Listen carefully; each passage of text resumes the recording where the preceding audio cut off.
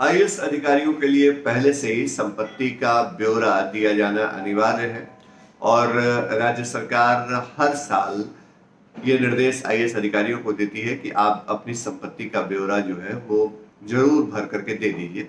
लेकिन इसके बावजूद बिहार में हर साल की एक कहानी है कि आईएएस अधिकारी इसमें देरी करते हैं, उनको बार बार रिमाइंडर भेजा जाता है और रिमाइंडर पर रिमाइंडर मिलने के बावजूद कई आईएएस अधिकारी संपत्ति को लेकर के अपनी जानकारी सार्वजनिक, मतलब जो उनको पोर्टल पे और सरकार के जिस फोरम पे उनको ये जानकारी मुहैया करानी है वो नहीं करते हैं।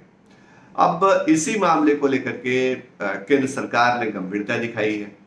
केंद्र सरकार ने निर्देश दिया है कि 1 जनवरी 2011 के बाद अब तक जिन आईएएस अधिकारियों ने अपनी संपत्ति का ब्यौरा नहीं दिया है या किसी साल में उनकी संपत्ति की जानकारी जो है वो सरकार तक नहीं पहुंची है, उन्हें आखिरी मौका दिया गया है कि आप अपनी संपत्ति की जानकारी जो है वो दे दीजिए।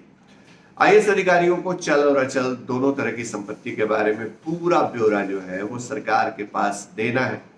केंद्र सरकार ने जो आदेश जारी किया है उसके मुताबिक 15 जुलाई से लेकर के, यानी आगे आने वाले 15 जुलाई से लेके 14 सितंबर के बीच ऑनलाइन मोड में आईएएस अधिकारियों को अपनी संपत्ति की जानकारी, संपत्ति का ब्यौरा दे देना है, जो जानकारी छूटी हुई है उनकी तरफ से उसको। अब केंद्र सरकार के इस निर्देश के बाद राज्य सरकार भी एक्शन में आई है। राज्य सरकार भी अब सभी आईएएस अधिकारियों को रिमाइंडर भेजने की तैयारी में है कि आप अपनी संपत्ति की जानकारी जो है वो दे दीजिए और अगर किसी साल या किसी वक्त आपने जो जानकारी साझा नहीं की है तो उसको दुरुस्त कर लीजिए। केंद्र सरकार का निर्देश है कि ऑनलाइन मोड में वेब पोर्टल पर आपको अपनी संपत्ति के बारे में जानकारी, मतलब आईएएस अधिकारियों को अपनी संपत्ति के बारे में जानकारी देनी है। मकसद ये है कि जो गवर्नेंस है जिसमें कार्यपालिका की बहुत अहम भूमिका होती है उसमें ट्रांसपेरेंसी लाई जा सके, पारदर्शिता बरती जा सके, साथ ही साथ जो करप्शन है उस पर नियंत्रण के लिए, भ्रष्टाचार पर नियंत्रण के लिए संपत्ति की जानकारी पब्लिक डोमेन और गवर्नमेंट के डोमेन में आ जाए। तो ये एक बड़ी पहल है केंद्र सरकार की तरफ से।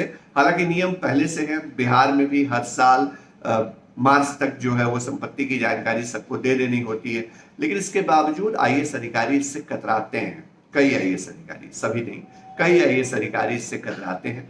कई बार ऐसे आईएएस अधिकारियों की लिस्ट आती है जिसमें बड़े सीनियर आईएएस अधिकारी भी होते हैं जो संपत्ति की जानकारी अपनी तरफ से साझा नहीं करते हैं या उनको नहीं जानकारी मुहैया उनकी तरफ से कराई जाती है।